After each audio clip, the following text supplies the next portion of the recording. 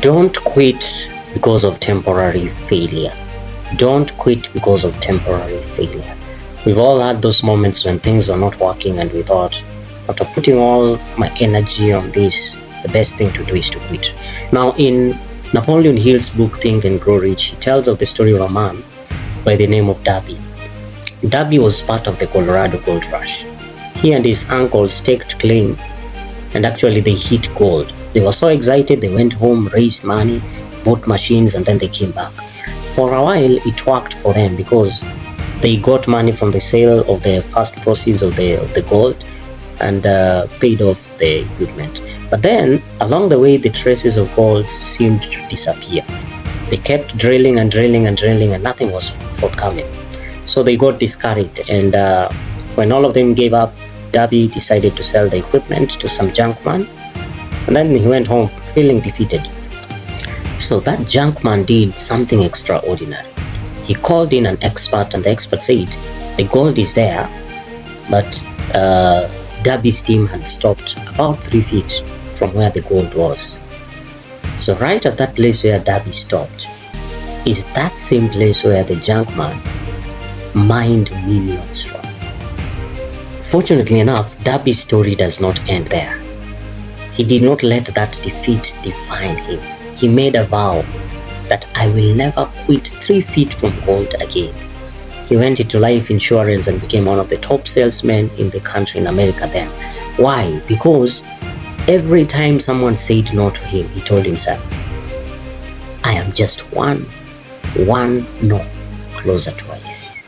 There are 3 lessons that we can gather from this story. Number 1 is on persistence. It's important to understand that temporary defeat is not failure. It only becomes failure when you choose to quit. Most breakthroughs will always come at the darkest hour when it feels like it's very dark. Hebrews chapter 6 verse 12 says that be not sluggish, but imitate those who through faith and patience inherit the promise. Patience is very important because some people have given up too early, yet if they held on a little longer, they will have borne the fruits of their labor. The second lesson you can pick from this is that get counsel before you quit. Darby didn't ask any expert, but the junk sought expert opinion concerning the decision that he was about to take. Proverbs chapter 15 verse 22 says, without counsel, plans fail, but with many advisors, they succeed. The distance between success and loss, the distance between breakthrough and failure is some wisdom. So when you make a decision based on limited wisdom or little wisdom, then you will fail. It is wise to never make decisions based on discouragement, based on emotion. Seek wise counsel. It will save you a lot. The last lesson is turn your pain into purpose. Darby did not let that temporary failure to define the rest of his life. He took a worst experience, learned lessons from it, and built something much better than the experience that he had. Even the worst of experiences can be lessons in disguise. So don't let that experience go to waste. Remember, before the fruits of any seedling manifest, the roots have to go deep and allow the process of time to bring forth growth, to bring forth maturity.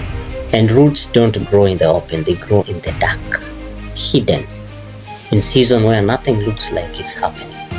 And just like Darby, you might be 3 feet from your gold. Might be one more prayer, one more application, one more act of obedience. So don't quit. That failure is temporary, so don't quit. Have a fulfilling day, won't you?